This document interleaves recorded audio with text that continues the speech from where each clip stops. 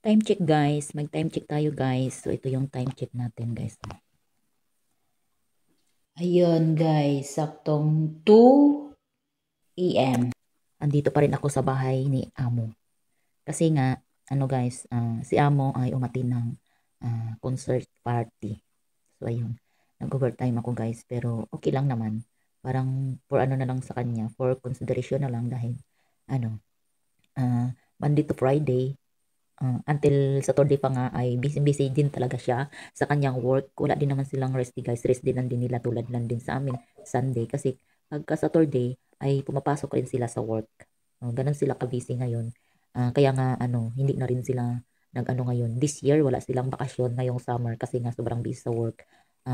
Marami kasing ano na dito binuksan nila. Maraming open, bagong open na ano nila yung groceryhan nila. Tapos may bago din ano, gasolinahan. So, ayun, sobrang busy nila guys. So, ayun na nga, balik tayo kay Amo. So, ayun nga, naintindihan ko naman din sa Amo kasi minsan, para lang din niyang award sa sarili niya, yung lumalabas siya ng gantong, hanggang gantong oras.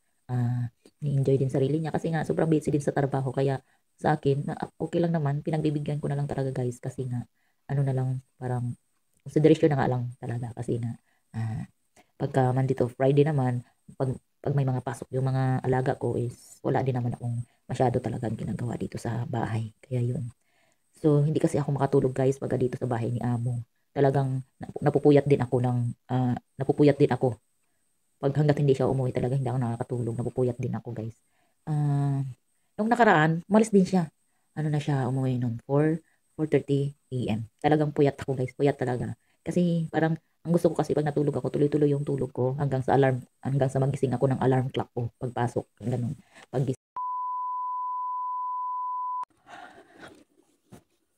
So yan guys, talagang inaantok na talaga ako. Talaga, naantok ako.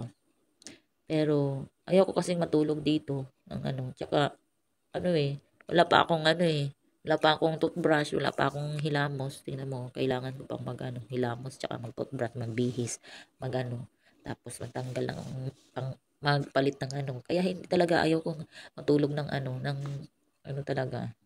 Tsaka pag naidlip na ako, nakatulog ko, halimbawa nakaidlip ako dito, nakatulog, sumasakit na talaga yung ulo ko.